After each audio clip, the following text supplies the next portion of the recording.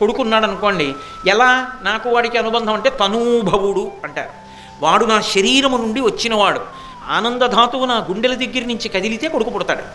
అందుకని వాడు తనూభవు నాత్మనిల్పి అంటారు. ఆత్మా వైపుత్ర నామాసి అంటుంది శాస్త్రం. అందుకే నా శరీరము నుండి వచ్చాడు కాబట్టి వాడు కొడుకు. మరి శిష్యుడికి గురువుగారికి ఏమిటి సంబంధం? గురువుకి శిష్యుడికి సంబంధం మధ్యలో ఉన్నవి 2 అక్షరాలు, దీక్ష. ఇది బాగా జ్ఞాపకం పెట్టుకోవాలి మీరు. దీక్ష అన్న మాట చేత గురువుకి శిష్యుడికి అనుబంధం ఏర్పడుతుంది. ఇది ఒక్కొక్కసారి గురువు వైపు నుంచి శిష్యుడికి ఉంటుంది, ఒక్కొక్కసారి శిష్యుడి వైపు నుంచి గురువుకు ఉంటుంది. బాగా పట్టుకున్నారో లేదో? గురువుగారు శిష్యుడిని అనుగ్రహిద్దాం అనుకున్నాడు అనుకోండి, అప్పుడు ఆయన అనుగ్రహిస్తే దీక్ష ఇచ్చాడు అని.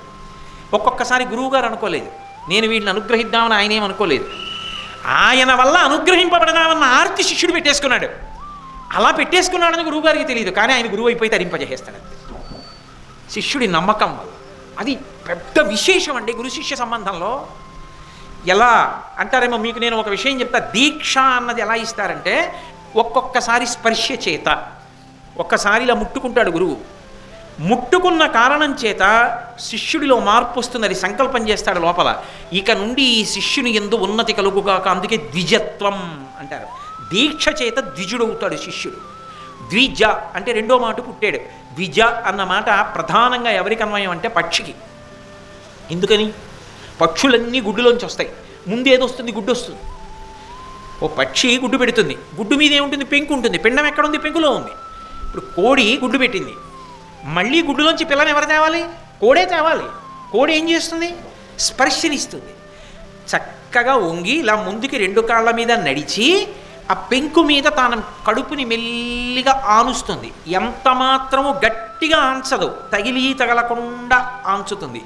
ఇప్పుడు కోడిపెట్ట కడుపులో ఉన్నటువంటి వేడిని గుడ్డు యొక్క పెంకు లాక్కుని, పెంకు లోపల ఉన్నటువంటి పిండం లాక్కుని, పిండం పొదగబడి పిల్లగా మారిపోతుంది. చిత్రం ఏమిటంటే, అప్పుడు ఆనందము లోపల ఉన్న పిల్లది కాదు, లోపల పిల్ల తయారవడానికి తన వేడి పనికొస్తోందన్నటువంటి కోడిపెట్ట కూడా అవ్యక్తమైన ఆనందాన్ని పొందుతుంది. అందుకే రామకృష్ణ పరమహంస అంటారు, గుడ్డుని పొదుగుతున్న పక్షి బొమ్మ గీయగలవేమో కానీ పక్షి కన్నులో ఆనందాన్ని గీయలేవంటారు. అది సాధ్యం కాదు. అది లోపల పిండానికే కాదు, కోడిపెట్టకు కూడా లోపల పెంకు లోపల నా బిడ్డ పెరుగుతోంది, ఆ పిల్ల తయారవుతోంది, దానికి తెలుసు ఎంత ఆనందమో. అది అలా మెల్లిగా పొదగగా పొదగగా పొదగగా తయారవుతుంది. తయారయ్యాక బయటికి కోడి తేదో అదే వచ్చేస్తుంది. ఇది బాగా పట్టుకోవాలి మీరు.